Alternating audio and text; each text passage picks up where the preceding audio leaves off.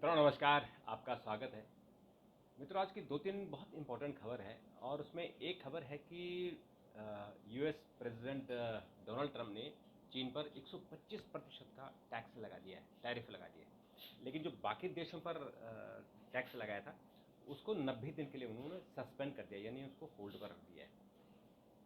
Trump के जवाबी कार्रवाई में चीन ने 84% टैक्स लगाया है और जो ईयू है और कुछ और देश है उन्होंने भी किसी ने 25%, किसी ने कुछ 54% तक का टैक्स उनको रेसिप्रोसिकेट किया है, यानी जवाबी कार्रवाई की है। तो ये क्या मामला है, इसको थोड़ा समझने की कोशिश करते हैं क्यों ऐसा हो रहा है।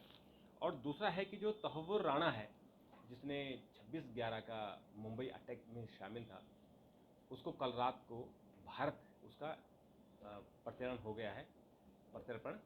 और वो उसका प्रत्यर्पण होना मुझे लगता है भारत की कूटनीतिक सफलता है। और अब देखते हैं यहाँ पर क्या उस पर केस लगते हैं और कितना होता है, क्योंकि कुछ लोग तो अभी पाकिस्तान में बैठे हुए हैं। और तीसरा जो मामला है कि रिजर्व बैंक ने 25 पैसे की यानी 25 पॉइंट की रेपो रेट में कटौती कर दी है। और अब ये कटौती इसमें जो लोन है वो थोड़े से सस्ते हो जाएंगे। तो ये मोटे मोटे तौर पर आपको मोटे मोटे तौर पर हम आपको जो है इन खबरों के बारे में बता दें। एक और बहुत महत्वपूर्ण खबर है कि जो यूनुस कह रहा था कि हमारा जो नॉर्थ ईस्ट है, हमारा जो 7 सिस्टर्स हैं, उनको आप जो है बाई रोड तो एक हमारा चिकन जो नेक है वो रास्ता है, लेकिन जो शिप से हम जाते थे पानी के रास्ते वो अरब सागर से जाते थे जो बांग्लादेश की सीमा में आता था। तो उसने कहा था कि आपको यहाँ से नहीं आना है। तो भारत ने जो बांग्लादेश के जो सामान था, यानी बांग्लादेश को जो सामान ज़्यादा था और बांग्लादेश का जो रूट था उसको बैन कर दिया है। तो यानी उसको भी जवाबी कार्रवाई दे दी है। एक टुच्चा सा पिल्ला जो जो यहीं हिंदुस्तान के टुकड़ों पे पला है और यहीं रहता था, ये यूनुस यहीं हिंदुस्तान में ही, उसको नोबेल अवार्ड मिल गया, दिमाग खराब हो गया और अब उसे भारत पर बैन लगा दी। तो उसका भी इलाज मोदी सरकार ने कर दिया, ये बहुत अच्छा काम किया। और तो अब इस पर हम कुछ जो है बात करेंगे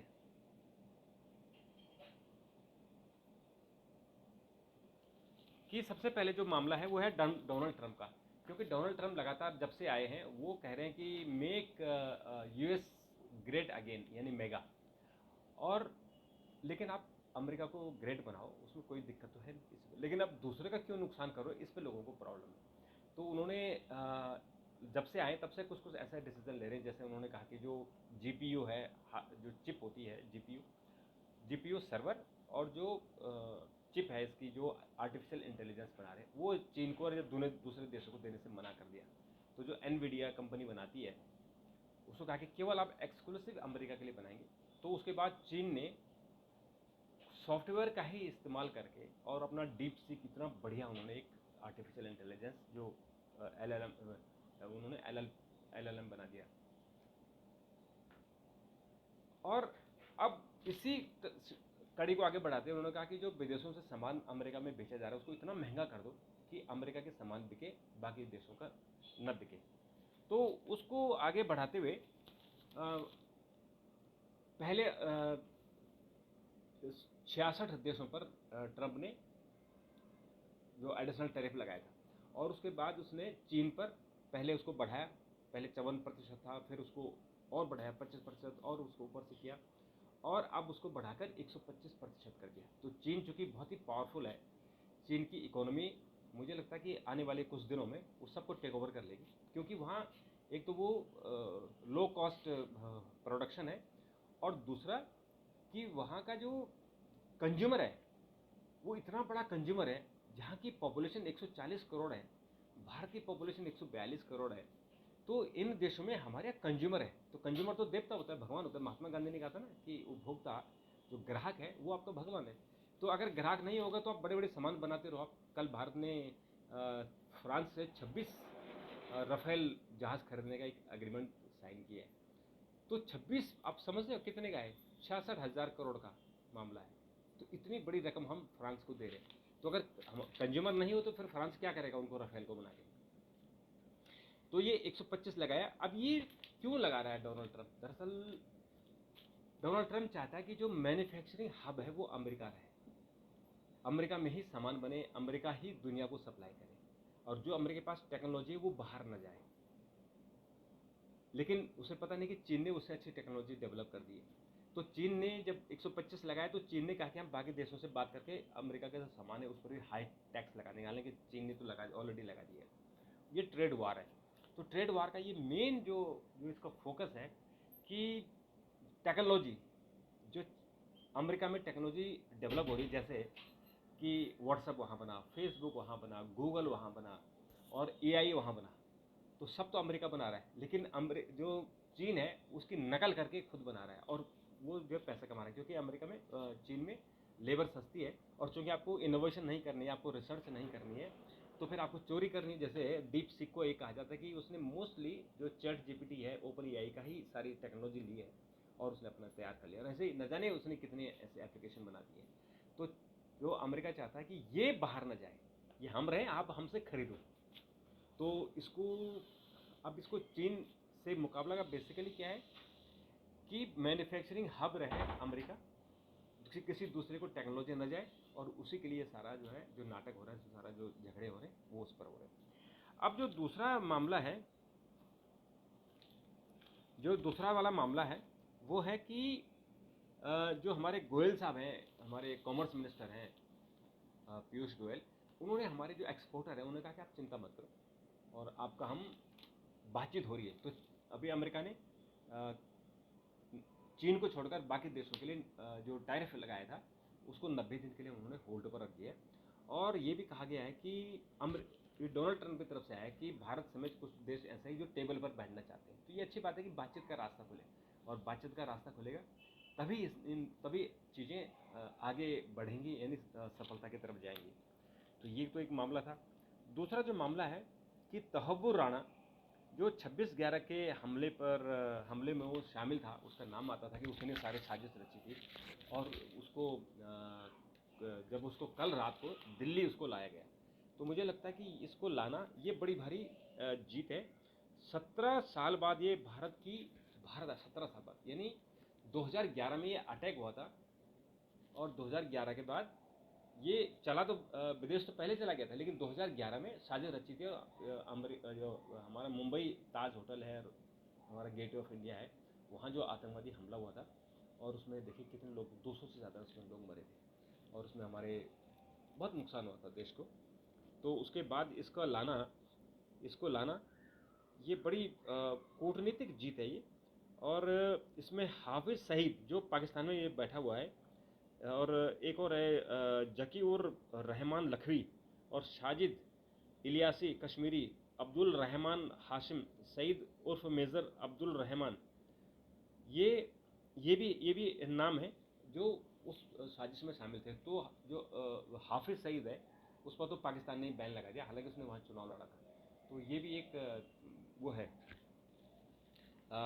उसका वहाँ, चूँकि पाकिस्तान उसको संरक्षण दे रहा है, तो इसके बाद से अब ये इसका इलाज हो गया। अभी यहाँ इस पर मुकदमा चलेगा, और फिर इसको जो हमारे देश के कानून है, देशद्रोह के कानून के हिसाब से इसको सज़ा मिलेगी, मौत की सज़ा मिलती है, और या फिर इसको जो है आजीवन कारावास मिलता है। तो ये भी हमें हमारी जो कोर्ट है उसको जो है देखना पड़ेगा, क्योंकि इसको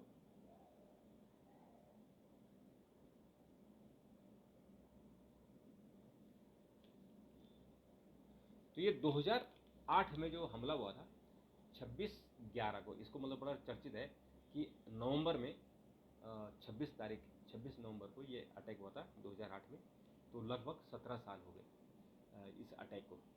तो अब इसमें हमारी कोर्ट इसमें, तो जो हमारे जिनमें शहीद हुए थे, जो हमारे सैनिक और हमारे पुलिस वाले, उसमें शायद एक आध हमारा जो कमांडो है शायद वो भी शहीद हुआ था।